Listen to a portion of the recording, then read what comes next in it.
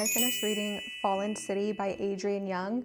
Let's talk about it. This book and a new duology by Adrienne Young. Firstly, this was my first Adrienne Young novel, and I really went into it with high expectations. It is beautifully written. It's very atmospheric, kind of lyrical prose that I personally enjoy.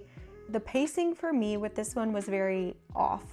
In this book, you're following two characters and you have dual point of view structure, and you also have two timelines. So you have the now and then you have the past. The main male character, who is Luca, is the heir to the lower city, and he is a symbol of the rebellion. Then you have your female main character, who is Maris, a magistrate's daughter, who is training to be a priestess.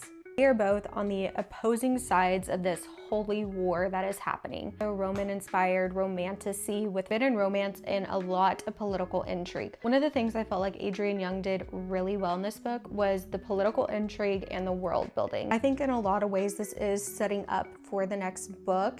She really lays out the foundation of this holy war and this rebellion that is happening. This book lacked for me was the pacing and the structure. I personally didn't like the dual timeline. You'll have the dual structure, so you'll have Maris and it'll be like now, and then you'll get a chapter or two of that, and then it'll be Maris and then past, and then it'll switch to Luca and it'll be now, and then it'll go to Luca and then past. For me, didn't flow very well, and one of the biggest things and my biggest pet peeves is whenever your plot is meandering. It took me about 42% of the way into this book to become fully invested in these characters and actually care about the storyline itself, the structure. I didn't like the back and forth between past and present. I really wanted it to be linear.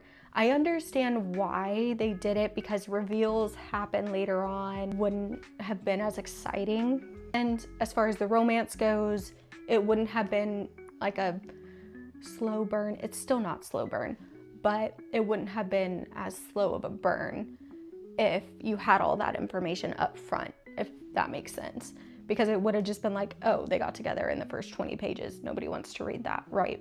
Overall, the book was really enjoyable. I did listen to this one on audio. I got a ALC from NetGalley, and I think the narrators did a fantastic job bringing both of the characters to life. It is a dual narration as well. I am super excited for book 2. I just hope we change the structure. I would still like to keep the dual point of view, but change like the past, present structure going into book 2.